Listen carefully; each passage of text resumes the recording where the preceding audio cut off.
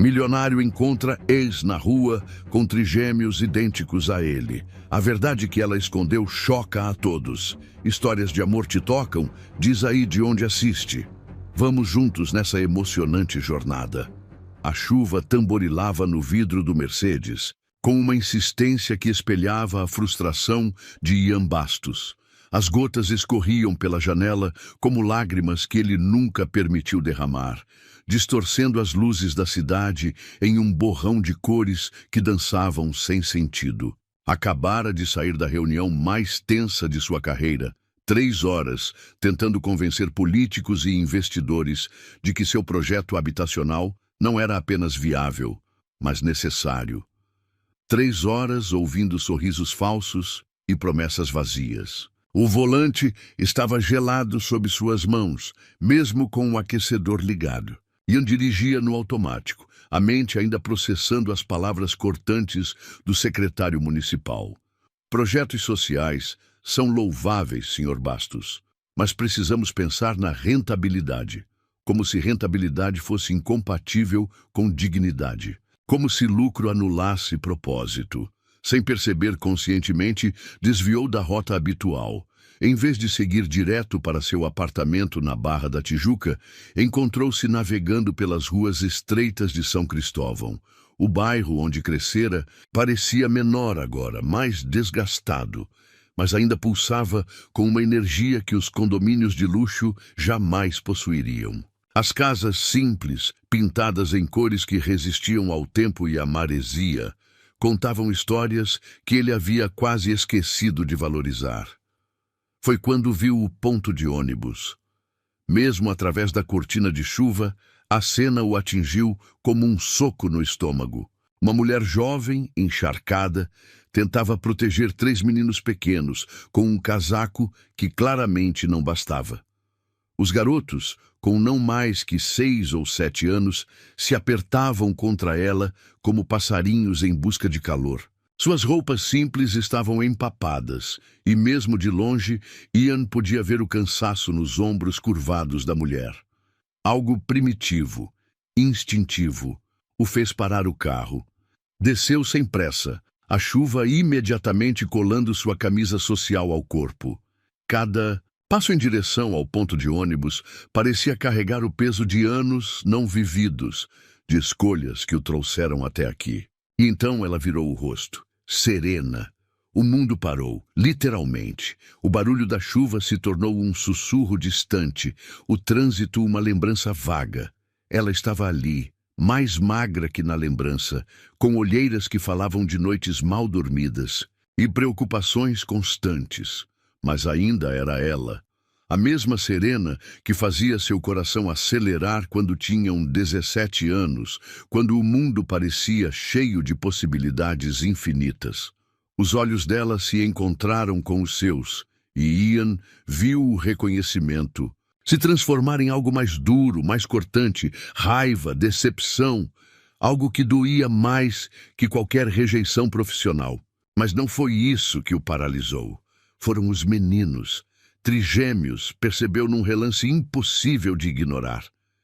E quando um deles ergueu o rosto para olhá-lo, curioso, desconfiado, protegido pelo braço da mãe, Ian viu seu próprio reflexo. O formato dos olhos, idêntico, o jeito como o cabelo caía sobre a testa, a linha do queixo que herdara do pai. A revelação o atingiu como um raio. Seus filhos, a certeza era absoluta e devastadora. Não precisava de exames, confirmações ou conversas. Sabia com a mesma convicção com que sabia seu próprio nome. Aqueles eram seus filhos, e ele não sabia da existência deles. Serena continuava o encarando, o silêncio entre eles pesado como o ar antes da tempestade. Não havia surpresa em seus olhos, apenas uma firmeza que ele não lembrava dela ter quando eram jovens. Ela sabia que ele sabia, e pela forma como seus braços se fecharam ainda mais ao redor dos meninos, estava claro que não pretendia facilitar nada. Ian tentou falar, mas as palavras se perderam em algum lugar entre o coração e a garganta. Um dos meninos tossiu, um som pequeno e vulnerável que cortou o momento como vidro. Serena imediatamente virou toda a sua atenção para ele, verificando se estava bem, sussurrando algo que Ian não conseguiu ouvir por causa da chuva. Num impulso desesperado, Ian correu de volta ao carro e pegou o guarda-chuva do banco traseiro. Quando retornou, Serena o observava com uma expressão que misturava cansaço e desafio. "Tome!" Ele estendeu o guarda-chuva, a voz saindo mais rouca do que pretendia. "Para as crianças." Serena olhou para o objeto em sua mão como se fosse algo perigoso. Por um momento, Ian achou que ela aceitaria. Viu a hesitação, o peso da necessidade batendo contra o orgulho.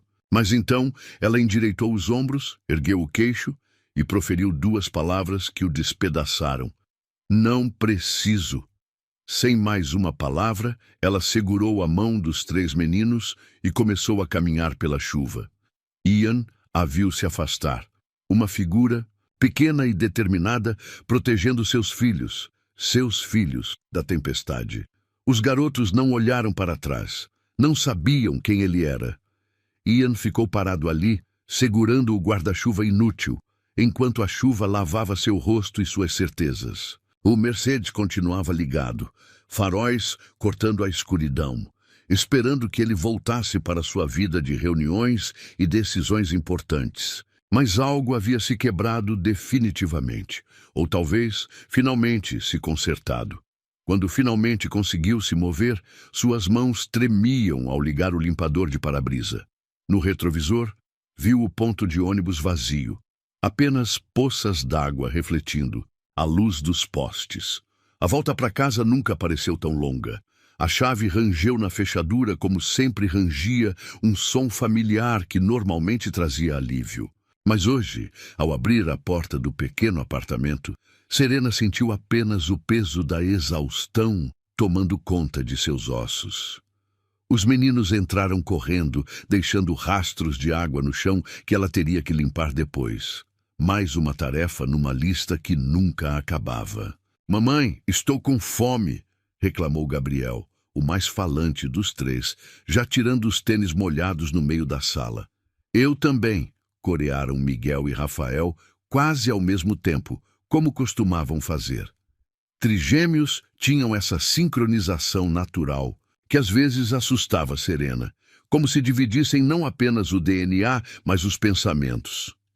"Já vou esquentar a comida", ela murmurou, pendurando o casaco encharcado na cadeira. Não havia cabide suficiente para todos os casacos da família, então improvisavam como podiam.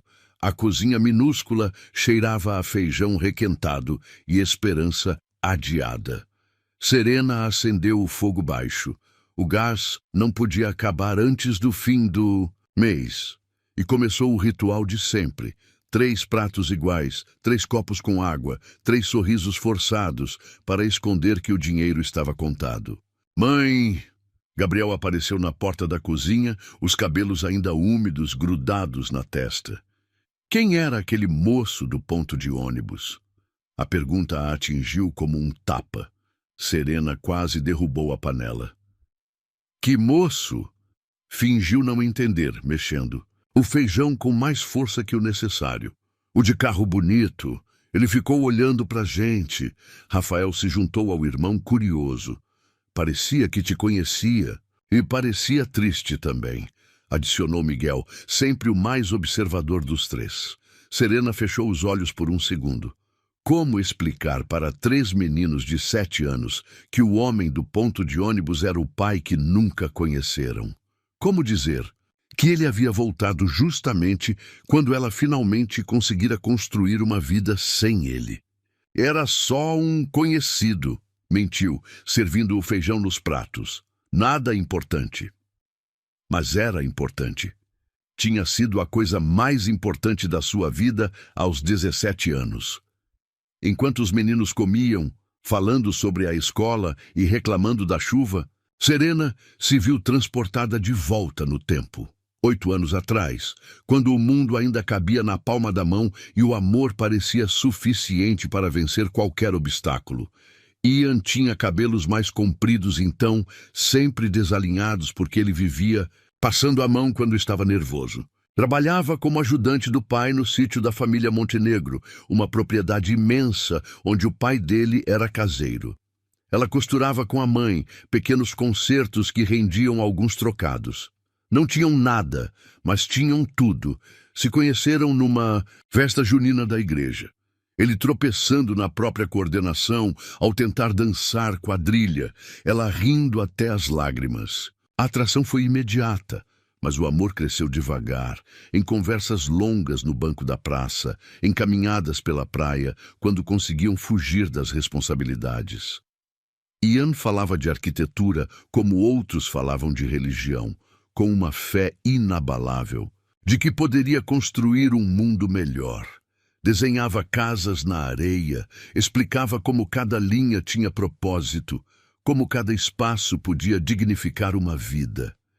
Serena o ouvia hipnotizada, não apenas pelas palavras, mas pela paixão que brilhava em seus olhos. Um dia vou construir uma casa para você, ele prometeu numa noite de lua cheia, os dois sentados no muro baixo que separava a praia da rua. Com uma janela grande na cozinha para você ver o mar enquanto cozinha. E um quarto para o bebê. Bebê?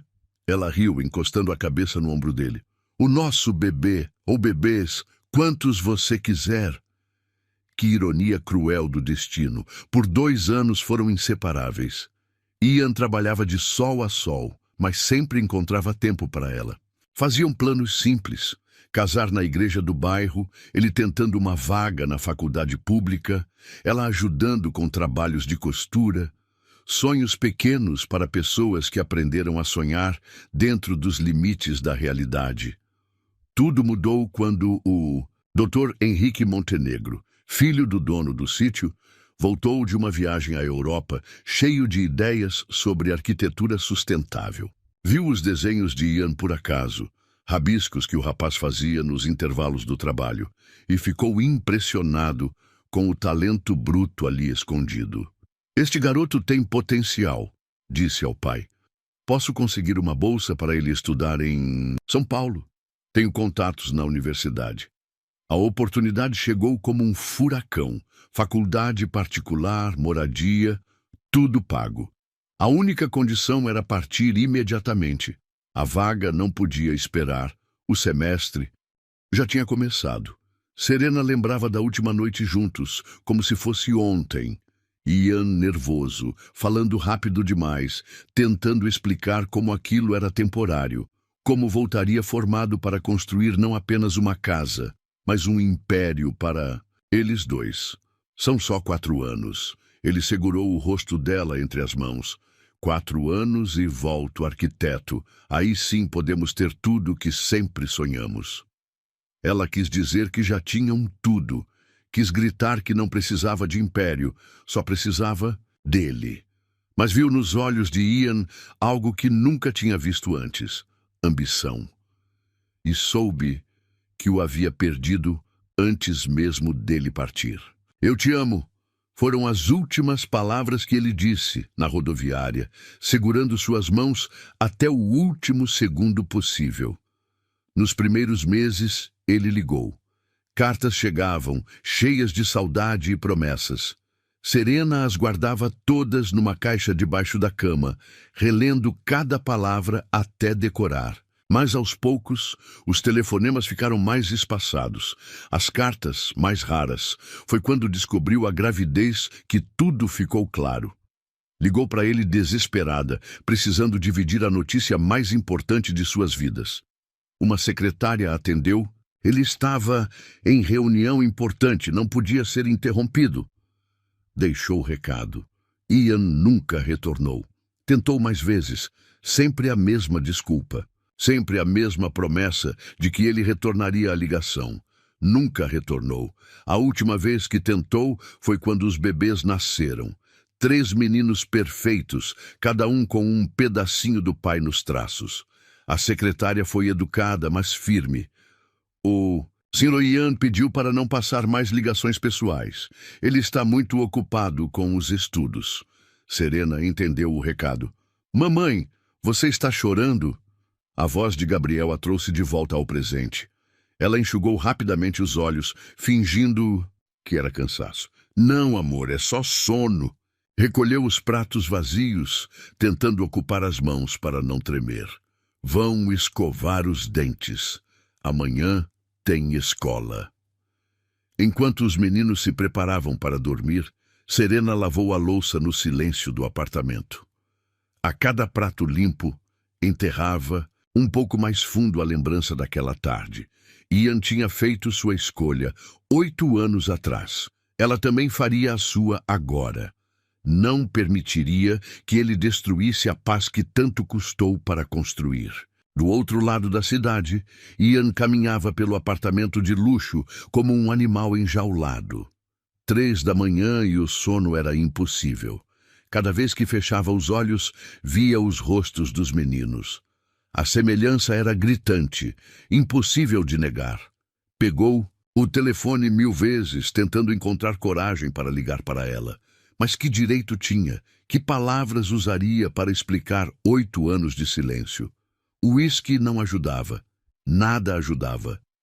Quando o sol nasceu, Ian ainda estava acordado, olhando pela janela panorâmica sem ver nada. Alguma coisa havia mudado para sempre naquele ponto de ônibus na chuva. E pela primeira vez em anos, ele não sabia como consertar o que havia quebrado. O prédio de 3 andares precisava de uma reforma há pelo menos uma década. A tinta descascava das paredes como pele ressecada, e o portão de ferro rangia um lamento agudo toda vez que alguém entrava.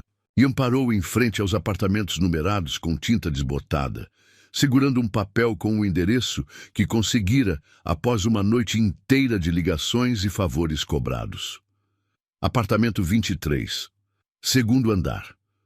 Subiu os degraus de concreto gastos pelos anos, cada passo ecoando no corredor estreito. O cheiro de comida caseira misturava-se ao mofo das paredes úmidas, criando uma atmosfera que era ao mesmo tempo acolhedora e melancólica. Parou diante da porta pintada de azul claro, a tinta descascando nas bordas. Podia ouvir vozes infantis. Lá dentro, risos, discussões sobre brinquedos, a vida normal de uma família que ele não conhecia. Respirou fundo e bateu. O silêncio que se seguiu foi instantâneo e pesado. Passos se aproximaram. Uma voz feminina sussurrou algo baixo demais para entender. A porta se abriu apenas uma fresta, mantida pela corrente de segurança. Os olhos de Serena o encontraram através da pequena abertura. Por um segundo, Ian viu algo que poderia ser medo, mas rapidamente se transformou em algo muito mais duro. O que você quer? A voz dela estava controlada, mas ele podia sentir a tensão por trás de cada palavra. Conversar. Ian tentou soar calmo, mas sua própria voz saiu áspera. Por favor, não temos nada para conversar. Serena, eu preciso saber. Mamãe? Ah, quem é? A voz de um dos meninos ecoou do interior do apartamento. Serena fechou os olhos por um segundo, como se a pergunta fosse uma punhalada. Ninguém, amor. Voltem para a sala. Ela se virou para falar com os filhos e Ian aproveitou o momento de distração. Por favor, insistiu mais baixo. 5 minutos. É tudo que peço. Quando Serena o encarou novamente, havia uma frieza nos olhos que ele não lembrava dela ter. Anos de luta tinham transformado a garota doce numa mulher de aço. 5 minutos, ela disse finalmente, retirando a corrente. Mas aqui fora. Saiu para o corredor e fechou a porta atrás de si, apoiando-se contra ela como se fosse um escudo. Usava uma camiseta simples e calça jeans desbotada, mas para Ian, ela nunca tinha parecido mais forte. Fala, disse ela, cruzando os braços. Ian havia ensaiado esse momento a noite inteira. Palavras cuidadosamente escolhidas, explicações racionais, pedidos de desculpas estruturados como projetos arquitetônicos. Mas agora, diante dela, tudo desmoronou. Eles são meus filhos. Não, era uma pergunta. Serena não respondeu, mas o silêncio já era a resposta suficiente. Por que não me contou? A pergunta saiu mais acusatória do que ele pretendia. Contei. A voz dela cortou como vidro. Ou tentei. Você estava muito ocupado sendo importante. Serena, eu nunca soube. Mentira. Ela se afastou da porta, dando um passo em direção a ele. Liguei dezenas de vezes, deixei recados. Sua secretária sabia muito bem o que eu queria falar com você. Ian sentiu o chão se mover sob seus pés. Lembrava-se vagamente de comentários sobre ligações pessoais que eram melhor evitar. Na época, assumiu que eram ex-namoradas ou pessoas tentando se aproveitar de sua nova posição. Eu não sabia que era você, sussurrou. E se soubesse? Os olhos de Serena brilhavam com uma raiva contida há anos. Teria voltado correndo, largado sua vida nova e brilhante para ajudar a ex-namorada grávida? Ian não soube o que responder, porque não tinha certeza da própria resposta. Você sabe o que é dar à luz sozinha? Serena continuou, a voz tremendo agora. 3 bebês prematuros, Ian. 3. Eu segurei a mão da enfermeira porque não tinha mais ninguém. Chorei sozinha quando eles nasceram, porque não tinha ninguém para dividir a alegria. Cada palavra era uma flecha certeira.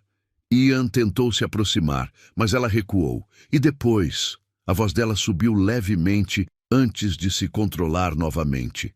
Noites, acordada porque um tinha febre e eu não tinha dinheiro para o remédio. Trabalhando em 2 empregos porque leite em pó para trigêmeos não é barato. Eles perguntando pelo pai e eu tendo que inventar desculpas. Serena, Você o quê? Ela o interrompeu. Vai me dizer que estava ocupado demais salvando o mundo com sua arquitetura, que tinha coisas mais importantes para fazer? Ian respirou fundo, tentando encontrar as palavras certas. Porque a verdade era complexa demais, envergonhava demais. Não foi assim, começou devagar.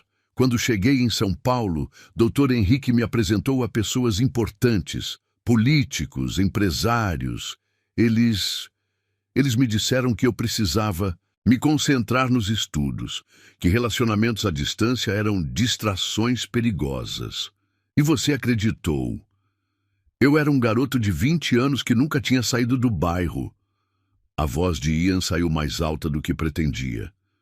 Eles me convenceram de que seria melhor para você também, que eu voltaria formado, bem-sucedido, e aí sim poderíamos ter um futuro de verdade. Serena o olhou com uma mistura de desprezo e pena.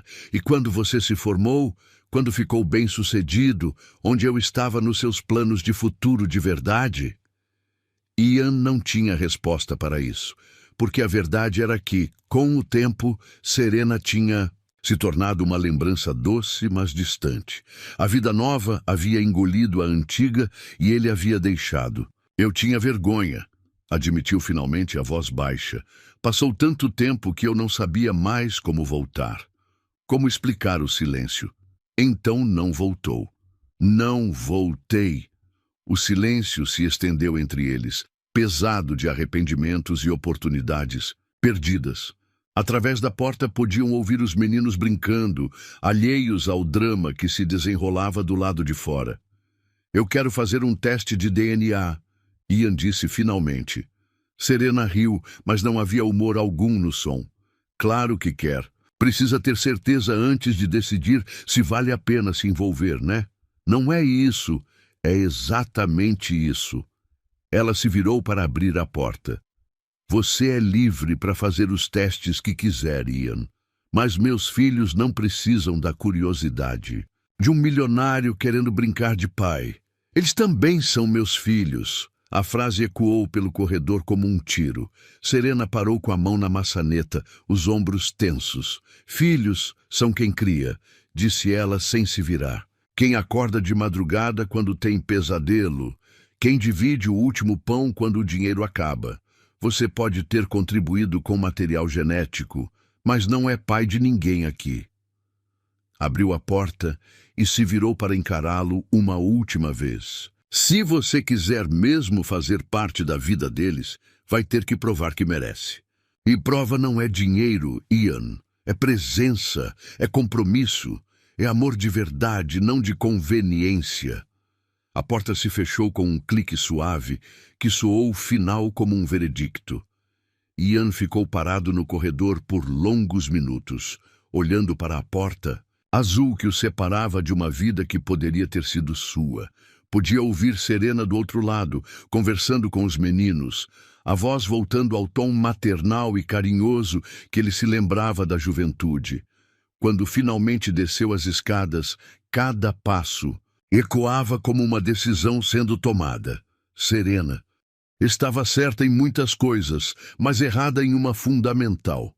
Ele não era mais o garoto assustado que fugiu há 8 anos. E desta vez não fugiria.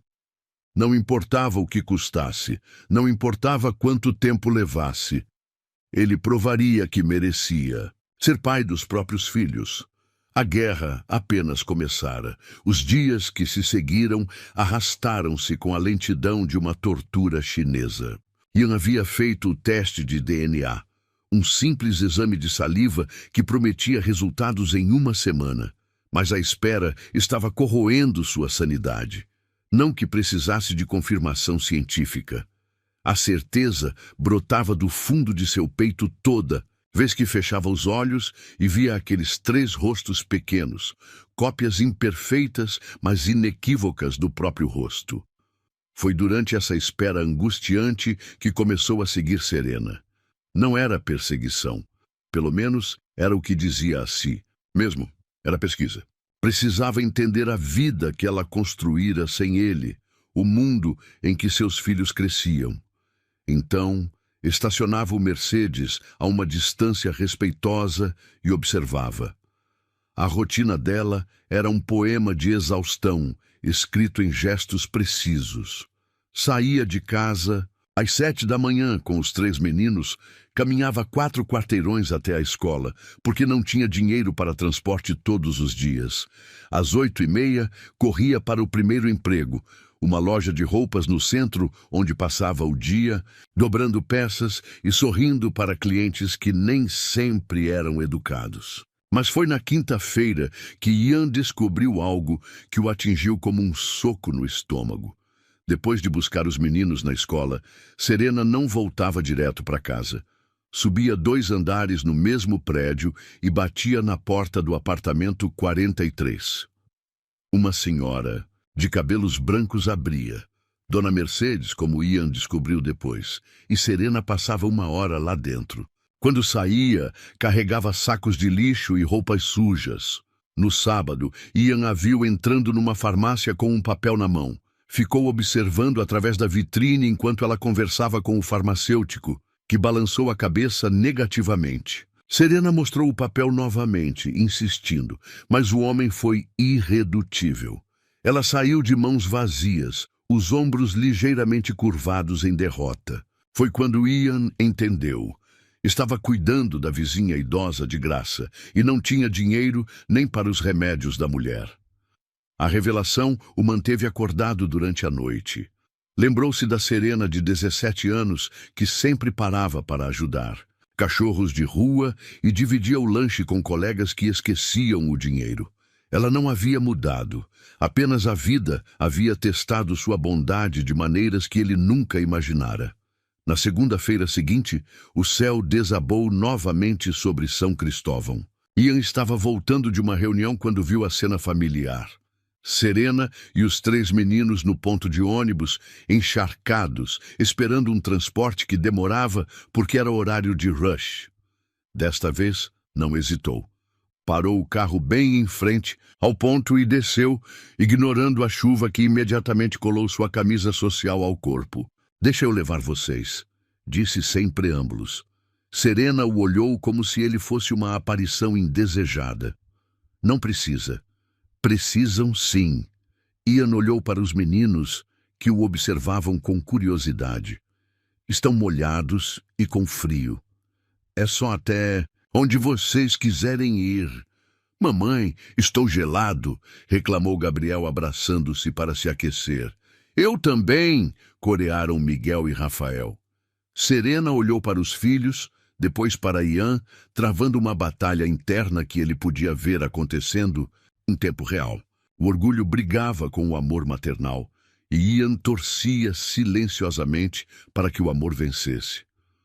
Tá bom, disse ela finalmente, mas a voz deixava claro que não era por ele. Mas só até a escola deles. Os meninos correram para o carro com o entusiasmo próprio da idade, maravilhados com o interior de couro e os botões que faziam coisas misteriosas. Ian ajustou o aquecimento no máximo e ligou o rádio baixinho, tentando criar um ambiente confortável. "Esse carro é seu mesmo?" perguntou Rafael, tocando delicadamente o painel como se fosse algo sagrado. "É, sim." "Você é rico?" A pergunta direta de Gabriel fez Serena se virar bruscamente para repreendê-lo. "Gabriel, não se pergunta isso." "Tudo bem?" Ian interrompeu, sorrindo pelo retrovisor. "E vocês? O que gostam de fazer?" A conversa fluiu naturalmente durante o trajeto. Os meninos falaram sobre escola, futebol, desenhos animados, com a naturalidade de crianças que ainda não conheciam barreiras sociais. Ian os ouvia fascinado, descobrindo que Gabriel era o artista, Miguel o atleta e Rafael o leitor voraz. "Minha mãe lê pra gente toda noite", disse Rafael com orgulho. "Até quando ela tá muito cansada." Ian olhou para Serena pelo espelho lateral. Ela mantinha os olhos fixos na janela, mas ele viu quando ela engoliu em seco. Chegaram à escola, rápido demais. Os meninos desceram animados, agradecendo com a educação que Serena obviamente lhes ensinara. Quando eles desapareceram pelo portão, Ian e Serena ficaram sozinhos no carro pela primeira vez em 8 anos. "Posso te levar para casa?" perguntou ele. Serena hesitou, então assentiu com um movimento quase imperceptível. O caminho foi feito em silêncio, quebrado apenas pelo som baixo do rádio e o barulho da chuva no teto. Ian estacionou em frente ao prédio dela, mas nenhum dos dois se moveu para sair. "Serena", começou ele, a voz saindo mais rouca que pretendia. "Eu sei que não tenho o direito de pedir nada. Sei que não mereço nem 5 minutos do seu tempo." Ela continuou olhando pela janela. "Mas eu preciso que você saiba que eu não parei de pensar em você", continuou Ian. "Nem um dia. Eu convenci a mim mesmo de que tinha sido o melhor para você, que você estaria melhor sem mim. Mas a verdade é que eu fui um covarde." Agora ela o olhava, mas Ian não conseguia decifrar a expressão em seus olhos. "Eu tinha medo", admitiu, as palavras saindo como uma confissão. "Medo de não ser bom o suficiente para você. Medo de voltar e descobrir que você tinha seguido em frente. Medo de enfrentar o que eu havia feito ao ir embora." Serena abriu a boca para falar, mas Ian continuou. "E quando descobri sobre eles, sobre nossos filhos..." Sua voz se quebrou levemente. "Eu percebi que não era só medo, era egoísmo puro. Eu escolhi a vida mais fácil e deixei você carregar todo o peso sozinha." Finalmente parou de falar, esperando. Serena ficou em silêncio, por longos segundos, os olhos fixos nas próprias mãos.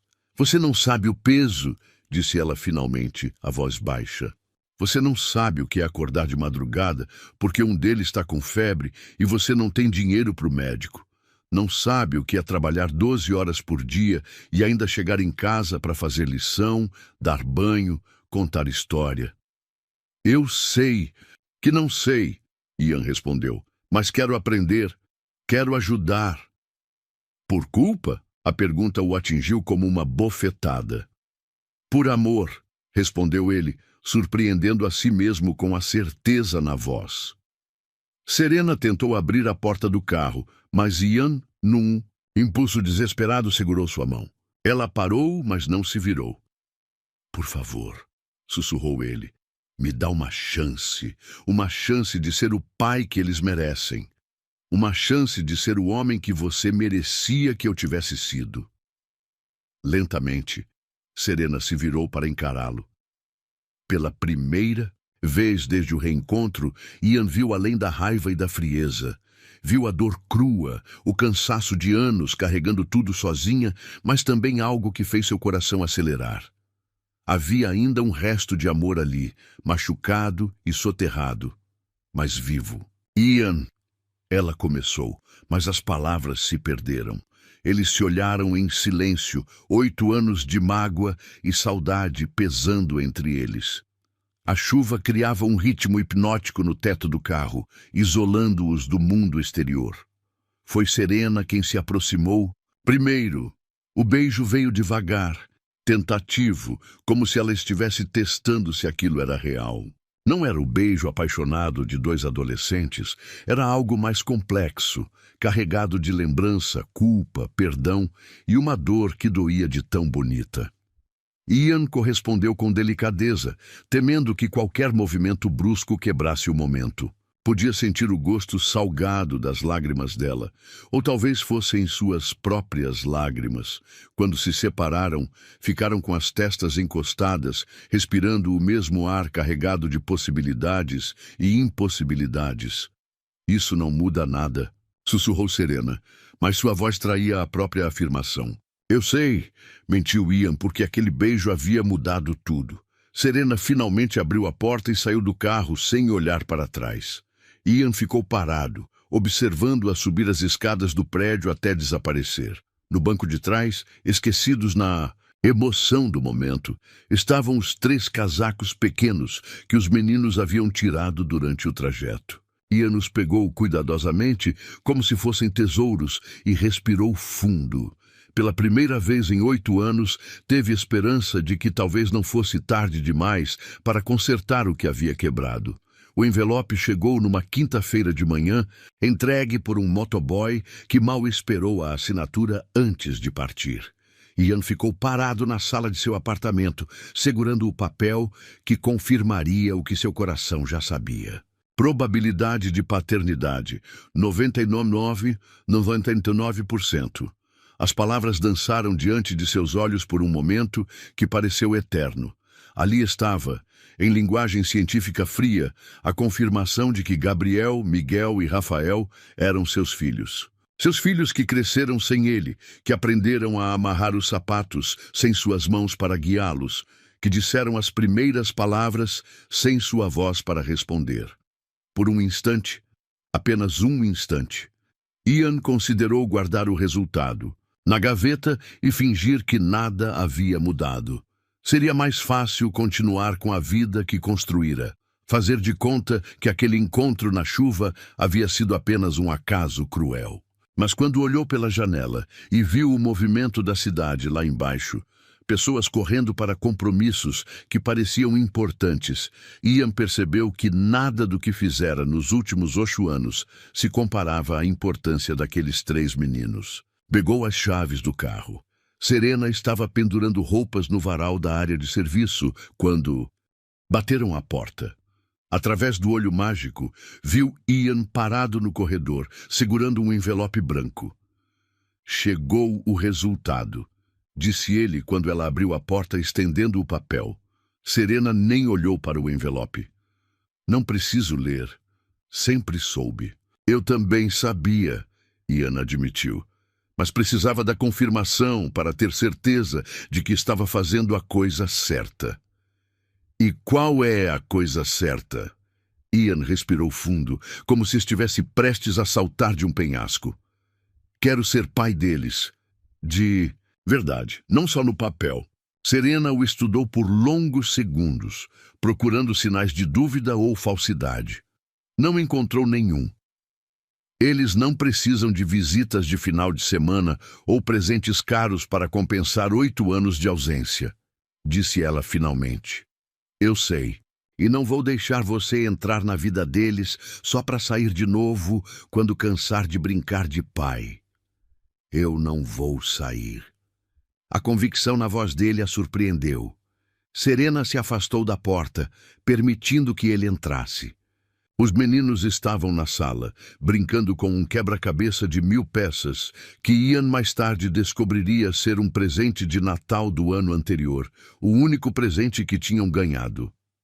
Meninos, Serena chamou, a voz cuidadosamente neutra. O Ian veio visitar vocês.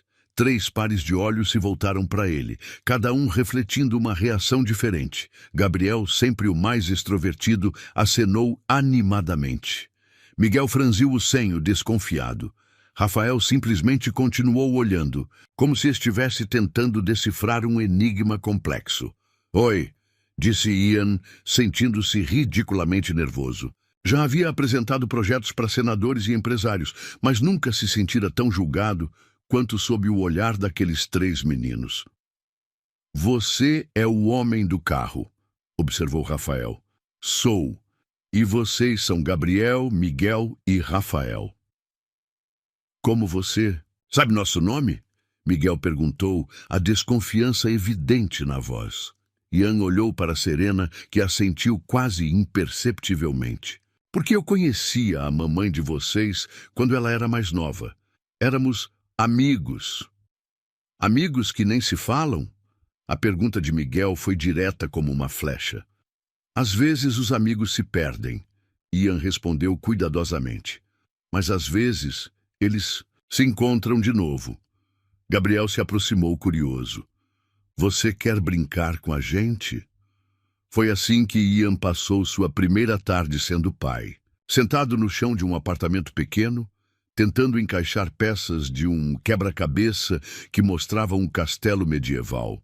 Suas mãos, acostumadas a desenhar arranha-céus, tremiam ligeiramente ao manusear as pequenas peças de papelão.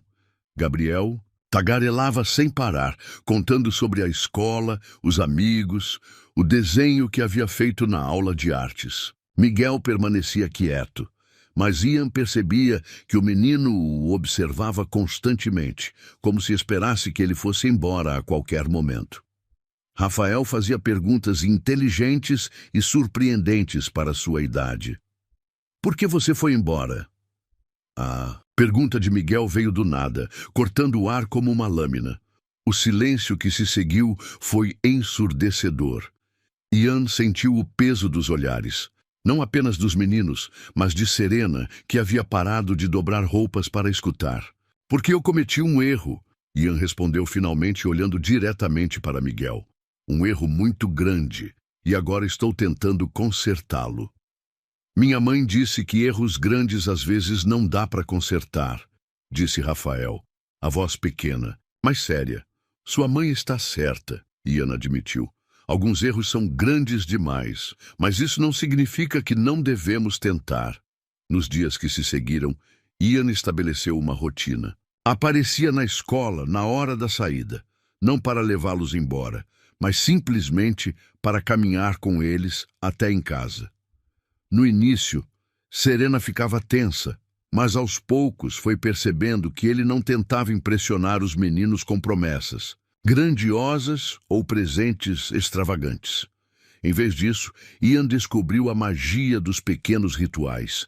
Parava com eles na padaria para que cada um escolhesse um doce. Não os mais caros, mas os que quisessem.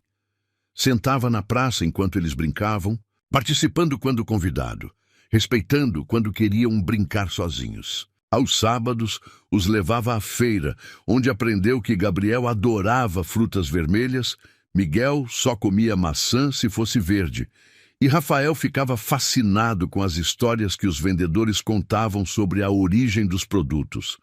Tio Ian, Gabriel, o chamou numa dessas tardes na feira. Você vai ficar para sempre? A pergunta atingiu Ian no peito. Tio Ian. Não era pai ainda, mas também não era mais um estranho. Vou ficar o tempo que vocês quiserem que eu fique, respondeu, agachando-se para ficar na altura do menino. E se a gente quiser que você fique para sempre? Ian olhou ao redor, procurando Serena com os olhos. Ela estava a alguns metros de distância, fingindo examinar tomates, mas ele sabia que estava escutando. Então eu fico para sempre, prometeu. Foi Miguel quem mais demorou para se abrir. Durante semanas, manteve uma distância educada, mas fria, como se estivesse testando a paciência de Ian. Não foi até uma tarde chuvosa, quando Ian apareceu com um livro de aventuras que havia comprado pensando em Rafael, que Miguel, finalmente, baixou a guarda. "Você pode ler pra gente?" pediu quase sussurrando. Ian leu durante 2 horas, fazendo vozes diferentes para cada personagem, até que os 3 meninos estivessem completamente envolvidos na história. Quando terminou o capítulo, Miguel se aproximou e, sem dizer nada, se encostou no braço de Ian. Foi o primeiro toque verdadeiramente carinhoso que recebeu de qualquer um dos filhos. Serena observava tudo de uma distância cuidadosa. Nos primeiros dias, ficava alerta, pronta para intervir ao menor sinal de que Ian estava confundindo ou machucando os meninos. Mas aos poucos, começou a relaxar. Havia algo genuíno na forma como ele interagia com eles. Não tentava comprar seu afeto ou agir como o pai divertido que aparecia esporadicamente para quebrar regras. Em vez disso, respeitava a rotina que ela havia estabelecido, apoiava as decisões dela e, quando os meninos testavam limites, como todas as crianças fazem, ele os redirecionava com firmeza, mas sem raiva. "Ele está tentando mesmo", admitiu, para si mesma numa noite, enquanto observava Ian ajudar Rafael com um desenho particularmente difícil. O momento decisivo veio 3 semanas depois, durante um domingo de sol, quando Ian havia levado os meninos ao parque. Serena os observava de longe, sentada num banco, quando ouviu Gabriel gritar: "Tio Ian, olha como eu sei andar de bicicleta!" Mas não foi o grito de Gabriel que a emocionou. Foi ver Ian correndo atrás da bicicleta, com uma mão protetora perto, das costas do menino, pronto para segurá-lo se caísse, mas deixando que ele pedalasse sozinho. Era exatamente assim que um pai deveria ser. Naquela noite, depois que Ian foi embora e os meninos estavam dormindo, Serena se viu olhando pela janela da cozinha, pensando não no passado, mas no futuro. Pela primeira vez em 8 anos, conseguiu imaginar um futuro que incluía mais do que apenas ela e os meninos. E pela primeira vez, a ideia não a assustou. O envelope dourado chegou numa manhã de terça-feira, entregue por um executivo de terno e impecável que esperou Ian assinar o protocolo de recebimento antes de desaparecer no elevador espelhado. Dentro, uma proposta que faria qualquer arquiteto do mundo suspirar de inveja: liderar o maior projeto de urbanização sustentável do Oriente Médio em Dubai, por um valor que Ian teve que ler 3 vezes para acreditar: 8 dígitos. Mais do que ganhara em toda a sua carreira. "É a oportunidade da sua vida", disse Carlos, seu sócio, durante a reunião de emergência convocada para aquela mesma tarde. 5 anos de contrato garantido, moradia de luxo, carro, tudo pago. Você vai voltar de lá como um dos arquitetos mais respeitados do mundo. Ian folheou a proposta, cada página mais tentadora que a anterior. Projeto de cidade inteira, liberdade criativa total, orçamento ilimitado. Era tudo que sonhara desde os tempos de faculdade. "Eles querem resposta até sexta-feira", continuou Carlos. "Não dá para hesitar numa coisa dessas, Ian. Oportunidades. Assim não aparecem 2 vezes." Mas Ian estava hesitando, e pela primeira vez na vida não era por medo do desconhecido. Era por medo de deixar para trás o que finalmente havia encontrado. Do outro lado da cidade, Serena olhava para outro. Envelope, este bem menos glamouroso. Papel pardo, lacre comum. Mas o conteúdo igualmente devastador: notificação de despejo. 60 dias para desocupar o apartamento. O proprietário havia vendido o prédio inteiro para uma construtora que planejava demolir tudo. Dona Mercedes. Também recebeu, comentou a vizinha do andar de baixo, encontrando Serena no corredor. "Meu Deus, onde vamos arranjar dinheiro para a mudança e aluguel mais barato que esse, só se for na periferia?" Serena dobrou o papel cuidadosamente, como se fosse possível dobrar também o problema. 60 dias. Tinha 60 dias para... Encontrar um novo lar para os meninos, longe da escola onde estudavam, longe de tudo que conheciam. A ironia era cruel. Finalmente, as coisas estavam se ajeitando. Ian havia se tornado uma presença constante e positiva na vida dos meninos, assumindo responsabilidade sem tentar tomar o lugar dela. Pela primeira vez em anos, Serena conseguia dormir sem se preocupar se teria dinheiro para o aluguel do mês seguinte. Ian havia discretamente começado a ajudar com despesas, sempre com o cuidado de não ferir o orgulho dela. E agora isso. Naquela noite, Ian apareceu para o jantar como havia se tornado costume às quintas-feiras. Serena preparava macarrão com molho de tomate. Simples, mas feito com amor, enquanto os meninos contavam sobre o dia na escola. Tio Ian, disse Gabriel, expirando um fio comprido de macarrão. A professora disse que você é arquiteto. Isso quer dizer que você constrói casas? Construo sim, Ian respondeu, tentando se concentrar na conversa apesar dos pensamentos que turbilhonavam em sua mente. Então você pode construir uma casa pra gente? Perguntou Rafael, sempre pragmático. Ian quase engasgou com o refrigerante. Serena, que estava servindo mais macarrão, parou com a panela no ar. Rafael, não é assim que funciona, ela disse gentilmente. Casas e custam muito dinheiro. Mas o tio Ian tem dinheiro, insistiu Miguel. Ele tem carro bonito. Ter carro não significa ter dinheiro para tudo, Serena explicou.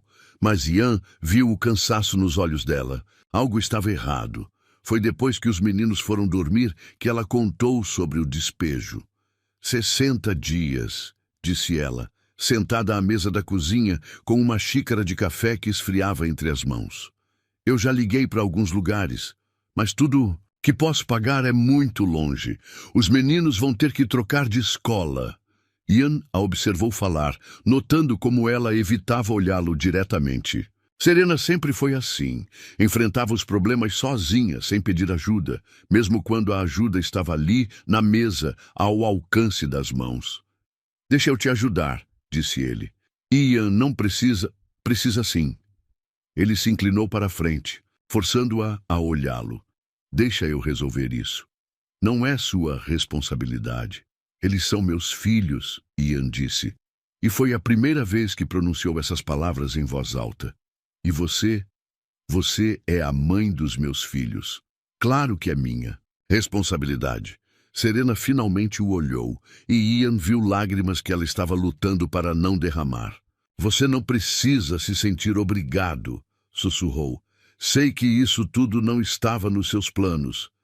Foi então que Ian entendeu.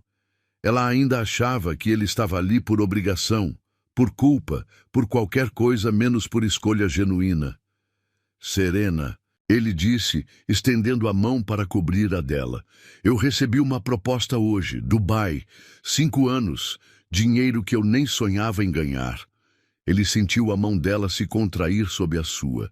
E eu vou recusar, continuou. Ian, não faça isso por... Não é por vocês, ele a interrompeu. É por mim. Pela primeira vez na vida, eu sei exatamente onde quero estar. E é aqui.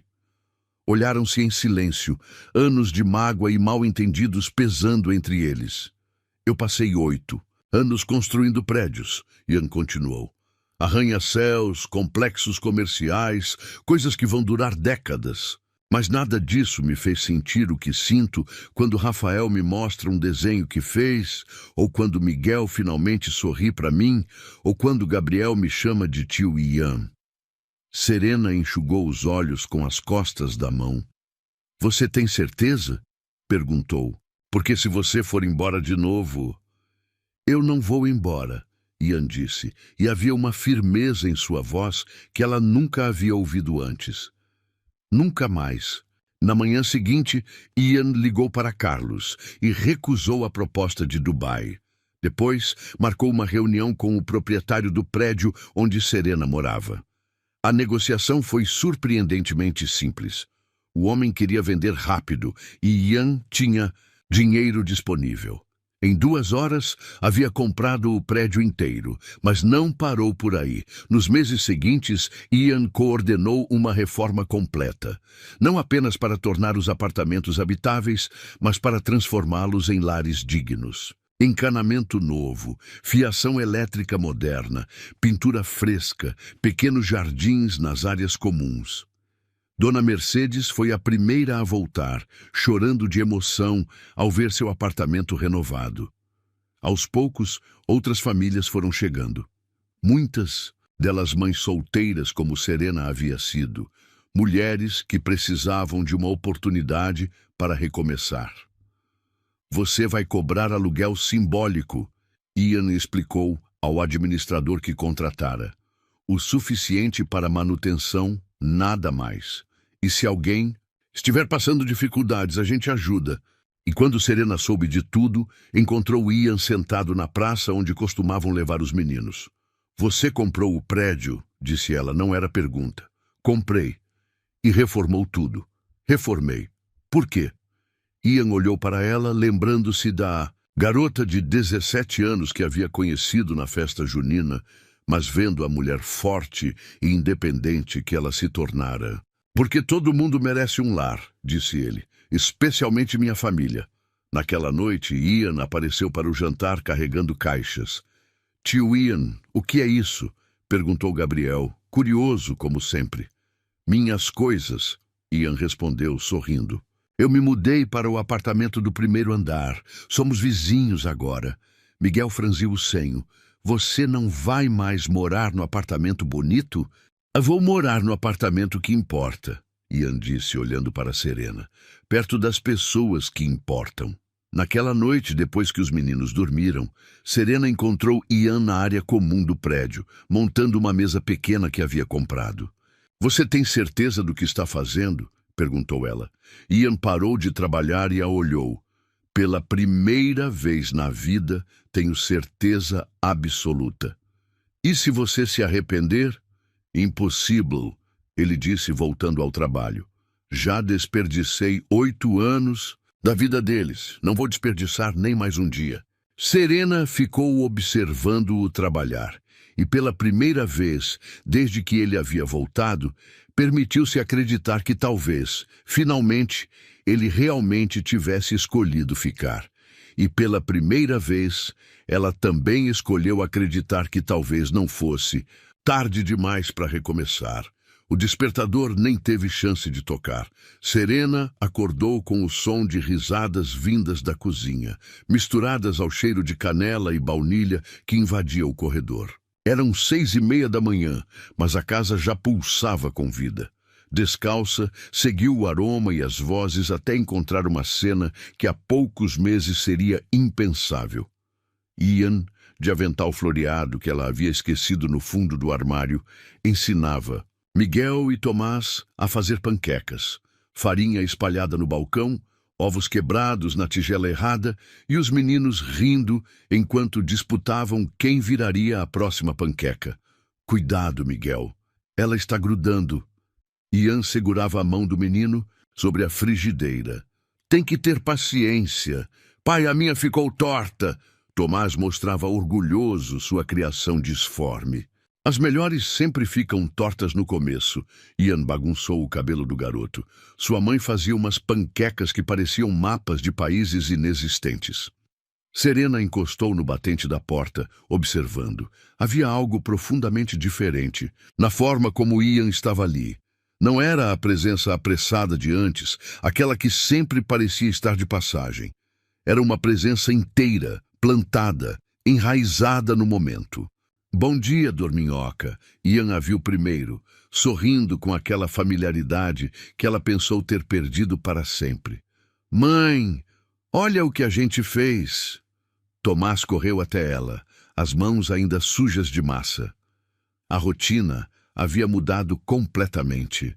Antes, as manhãs eram silenciosas e organizadas. Café preto, torradas sem manteiga, meninos arrumados em silêncio para não acordar ninguém. Agora havia barulho, bagunça, panquecas em formato de continentes imaginários e conversas sobrepostas sobre sonhos da noite anterior. Era imperfeito, era barulhento, era amoroso. Você acordou cedo, Serena comentou, aceitando a xícara de café que Ian lhe oferecia. Não consegui dormir direito, ele admitiu, baixando a voz enquanto os meninos voltavam para suas panquecas.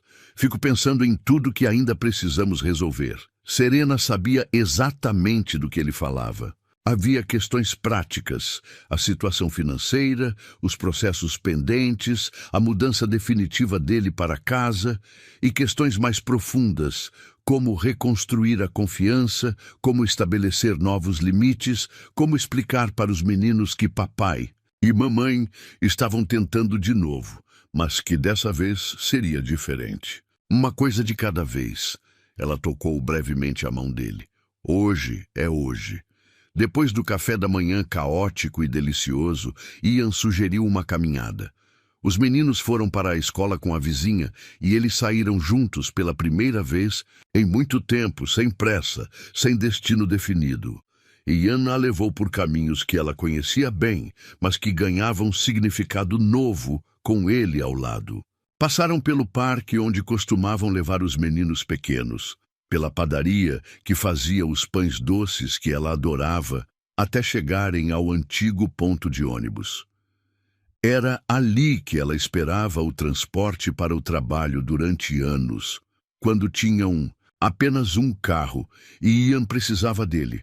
Ali que ela ficava com os meninos pequenos no colo, tentando equilibrar sacolas de compras e carrinho de bebê. Ali que chorou algumas vezes, exausta, pensando se conseguiria dar conta de tudo. "Por que aqui?" ela perguntou, curiosa. Ian parou diante do ponto, as mãos nervosas no bolso do casaco. "Porque foi aqui que eu vi você pela última vez, antes de tudo desabar", ele disse, a voz carregada de uma honestidade dolorida. "Você estava com o Tomás no colo. Ele estava doente, lembra? E você me ligou pedindo para eu voltar e levar vocês no médico", Serena lembrou. Tomás com febre alta, ela desesperada, iam em mais uma reunião que não podia adiar. "Eu disse que não podia sair", ele continuou. "E você ficou aqui debaixo da chuva, com nosso filho doente, esperando o ônibus que demorou 40 minutos para chegar." "Ian, não." Ele levantou a mão. "Deixa eu falar. Quando cheguei em casa naquela noite, você tinha posto o Tomás para dormir, tinha feito janta, tinha arrumado a casa, como sempre. E eu reclamei que a comida estava fria. Ele se ajoelhou ali mesmo, na calçada esburacada, próximo ao banco de ônibus desbotado. "Não é um pedido de casamento", ele disse, tirando uma pequena caixa do bolso. "É um pedido de perdão, definitivo. É um pedido para reconstruirmos isso juntos, de verdade dessa vez, para sermos parceiros de verdade." A aliança era simples, sem ostentação. Não era sobre um final de conto de fadas, mas sobre um recomeço real, com todas as suas complexidades. "Ian, levanta", ela pediu, as lágrimas turvando a visão. "Só depois que você responder." Serena olhou para ele, ajoelhado na calçada onde ela havia passado tanto tempo esperando, onde havia se sentido sozinha tantas vezes. Mas agora via algo diferente nos olhos dele. Não era mais a promessa fácil de quem não entendia o peso das palavras. Era o reconhecimento de quem havia perdido tudo e sabia exatamente o valor do que estava pedindo de volta. "Eu aceito", ela disse, estendendo a mão. "Mas dessa vez, a gente faz direito. Dessa vez, a gente faz direito", ele repetiu, deslizando a aliança em seu dedo. Quando se levantou, eles se abraçaram ali mesmo, no ponto de ônibus que guardava tantas memórias difíceis. Mas agora seria também o lugar onde decidiram tentar de novo.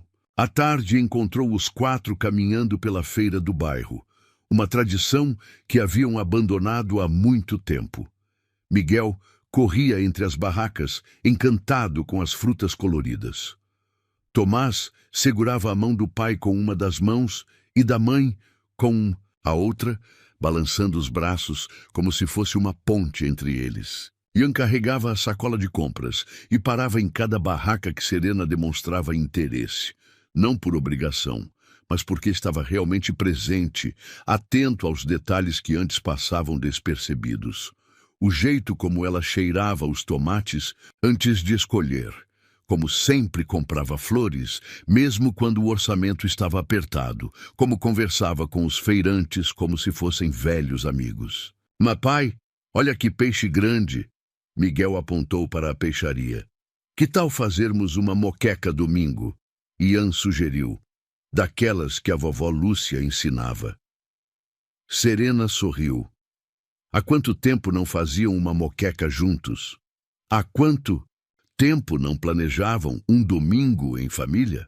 Eles compraram tudo para a moqueca e ainda algumas coisas extras, ingredientes para um bolo de chocolate que os meninos pediram, frutas para a semana, pães frescos para o café da manhã. Coisas simples, cotidianas, que ganhavam importância especial quando compartilhadas. No caminho de volta, o sol da tarde dourava as ruas do bairro. Tomás havia adormecido no colo de Ian e Miguel caminhava ao lado de Serena, contando sobre o projeto da escola e os amigos novos que tinha feito. "Mãe", Miguel disse de repente, "o pai vai ficar sempre agora?" Era a pergunta que pairava no ar há semanas, mas que nenhum dos adultos havia tido coragem de abordar diretamente com as crianças. Serena olhou para Ian, que segurava Tomás, adormecido com cuidado para não acordá-lo. "A gente vai tentar, amor", ela respondeu com honestidade.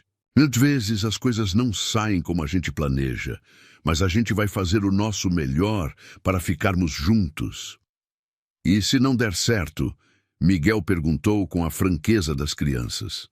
"Se não der certo, ainda assim vocês vão ter um pai e uma mãe que se amam e que amam vocês."